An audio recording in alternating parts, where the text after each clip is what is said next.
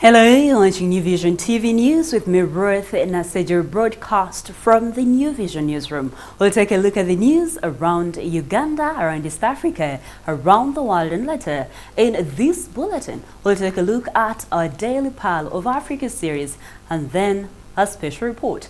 We start off with the news around Uganda. Kicking off the bulletin is a story from Ngora district. 6 people have been confirmed dead and 8 others injured after they were involved in a motor accident along Mbale-Soroti highway on Thursday morning.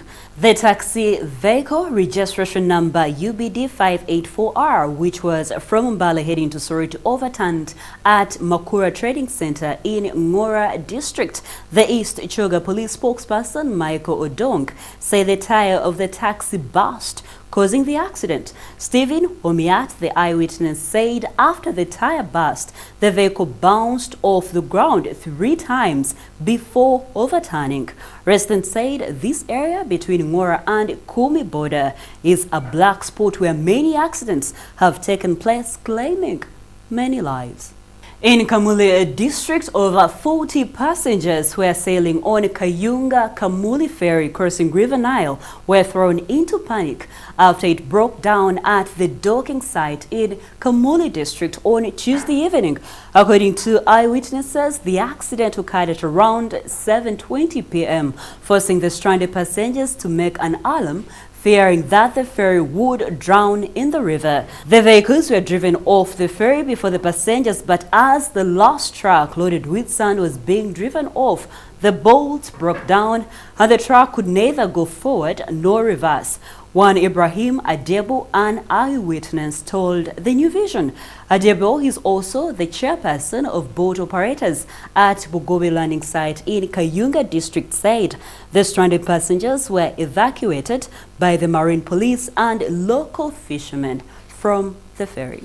This is national news. Now, the election of interim chairpersons for the 7 newly created districts took place today. The date was earlier said during the press briefing by the Vice Chairperson, Electoral Commission Hajat Aisha Lubega, on July 9th, 2019 at the EC headquarters. The 7 districts that came into effect on July 1st, 2018 include Madi Okolo, which was created out of Arua district, Karenga, which was created out of Kabong district, Kalaki, which was created out of Kaberamaido district, Chitagwenda, which was created out of Kamwenge district, Kazo, which was created out of Kiruhura district, Rampala, which was created out of Mbara district, and Obonge, which was created out of Moyo district. News from Jinja district. The process and re-examination of witnesses and convicts is the major cause of failure by the Uganda People's Defense Forces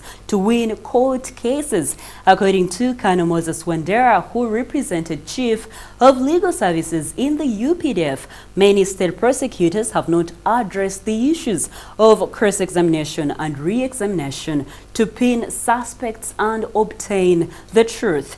Colonel Wandera made the remarks recently while passing out a total of 23 legal officers from the Legal Training College at Gaddafi Barracks in Jinja. Coming in from Mukono district, the police have arrested 6 suspected border thieves who are said have been terrorizing Mukono and the neighboring districts. Kampala Metropolitan Police spokesperson Patrick Onyango identified the suspects as Shakul Magambo, Dan Kagwa, Ali Kawesa, Derek Busiku, alias Aaron Wanda, Stephen Chitimbo, and Isaac Chigozi, aka Henry Lubwama. Mukono Division Police Commander Roger Segia told the New Vision that Busiku, Chitimbo, and Chigozi were on Tuesday taken to court and charged with aggravated robbery. Segia said the trio were remanded to Kawuga prison until August the 8th. Moving on to Jinja, police on Wednesday foiled an attempt to rob at KCB Bank Jinja branch. The incident occurred at around 8 p.m. at the bank premises on plot 45 along the main street in Jinja town. According to Kira Region Police spokesperson Diana Nandaula, 2 private security guards attached to a private security firm and another person stormed the bank and put the staff at gunpoint and demanded money. An eyewitness, only identified as Mugoya, says the branch manager, he only identified as Patrick, who had stepped out, briefly returned and entered the ATM machine to withdraw money. He also realized that the bank front door was open. When he asked the guard outside, he told him to enter and proceed to push him inside. Upon entering, the suspect tried to get him, but he managed to split out of the bank. He then went to the police, and the flying squad operatives arrived immediately and surrounded the premises, although the suspects had run away. News from Kamuli District. For the cancer patients in Buyende and Kamuli districts, the visit of Miss World Vanessa Pons and Miss Africa Uganda Queenie Abenacho will never be forgotten. They joined the speaker, Rebecca Kadaga, as she went to a healthy camp organized by Buyende District Member of Parliament, Veronica Babidi Kadogo, at Buyende Primary School in Buyende District on Wednesday. The 3 arrived at the camp amid pomp, frenzy, drumming and dancing by entertainment groups, including the renowned Chinaitakali School Choir. However, the icing was that the over 700 people who came to the camp were screened, and those who were found to have cancer will be brought to Kampala for treatment. To them, Miss World came with a gift they will never forget. Still in Kamuli District, as the police investigate what may have caused the outbreak of fire which consumed up the boys' dormitory in Kamuli Township Primary School, Kamuli Municipality MP Rehema Watongola has donated scholastic materials to the primary 7 candidates whose items got burnt. Watongola donated to each of the 72 candidates exercise books, pens and mathematical sets before handing over 100 bags of cement and also boxes of soap to the head teacher John Luere on Wednesday. Among other well-wishers who assisted the fire victims include the business community and fellow scholars around Kamuli Municipality and beyond. They donated jerrycans, mattresses, pens, bed sheets, among others, and they promised not to abandon the way they are rejuvenating the facelift and popularity of the once prominent school. Earlier today, Namirembe Hillside Boys Dormitory got burnt. So far, no injuries have been confirmed. Closing off the news around Uganda is a story from Wakiso District.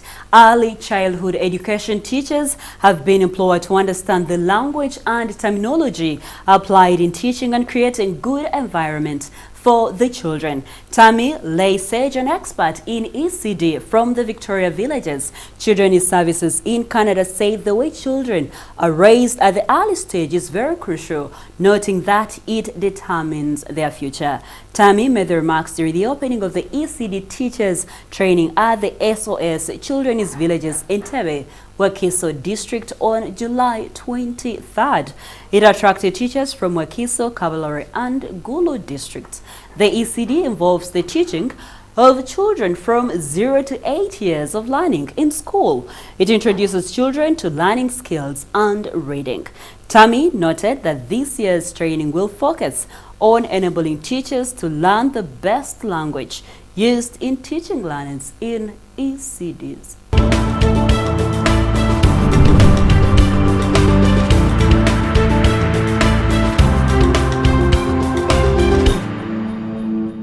We now take a look at the news around East Africa. Starting off from Kenya, President Uhuru Kenyatta has appointed the Labour Minister Wukura Yatani as the Finance Minister following corruption charges against incumbent Henry Rotich. Rotich has been in the finance post since 2013, pleaded not guilty on Tuesday to corruption charges in connection with tenders for the construction of 2 dams. Still in Kenya, President Uhuru Kenyatta has advised politician leaders to stop early campaigns and focus on development work. Speaking in Ruiru, Kayimbu County during the opening of Bidiko Industrial Park this morning, the president said not every time is for politics. The president's advice comes at a time when the Deputy President William Ruto has been crisscrossing the country, promoting his presidential candidature ahead of the 2022 polls. Opposition leader Raila Odinga, energized by his handshake with President Uhuru Kenyatta, has also been traversing Kenya in a manner projecting him as the heir apparent. In South Sudan, in Juba, 22 police officers have been honored by the United Nations mission in South Sudan for their contribution towards peace building in the war-torn East African country. The officers were awarded with special United Nations medals as a token of appreciation for their sacrifice, hard work, and perseverance towards building the capacity of South Sudan National Police Force. The Director for Peace Support Operations at the Ugandan Police, AIGP Grace Tuliagumanawe, said the team completed its tasks in South Sudan without any incidences. Since 2014, Uganda Police has been involved in peacekeeping mission, having been deployed in Liberia, Kosovo, East Timor, Sudan, and Somalia. Closing off the news around East Africa is a story from Burundi. Bujumbura has lost a twin city project with Quebec town in Canada on grounds of human rights violation in the country. The Canadian town acted on information provided by Burundians living in exile, detailing human rights abuses committed by security services. The twinning of the 2 cities was inked on July 11th during a trip by Yez Koryev, the mayor of Mount Saint Hilaire, Quebec, to Bujumbura. The relationship was short-lived, collapsing in 2 weeks. Koryev is said to have taken an intermediate leave since returning from the African country, but yesterday he published a letter on the local news website apologizing for his trip to Burundi. "I regret the trip," Koryev wrote, "despite my good intentions. I'm not looking for a pardon. Instead, I would like people to understand that I acted in good faith." We move into news around the world. We start from Tunisia. The country is mourning the death of the president. Beji Caid Essebsi was admitted to hospital yesterday with complications, but the presidency didn't tell the country. This morning, the president was announced dead. Essebsi was 92 years. He was the first freely elected president of Tunisia who came to power in the first free elections in 2014. He was the world's oldest sitting president. Moving on to Sudan, the military has arrested the top general and several others of a foiled coup attempt announced earlier this month. It said the plot aimed to reinstate the party of longtime leader Omar al-Bashir, who was ousted by the army in April after months of protests against his iron-fisted rule. In Somalia, security in Mogadishu has been stepped up following an attempt to kill United Nations Special Envoy James Swan. 6 people were killed and the mayor of Mogadishu was wounded in a bombing that the mayor offices in Somalia capital yesterday. Al-Shabaab jihadists claimed responsibility and said the UN envoy was the target. Swan had just left the mayor's office before the blast at the headquarters of the Banadi district, which encompasses Mogadishu. Somali Minister of Information Mohammed Abdi Haira was among the dead.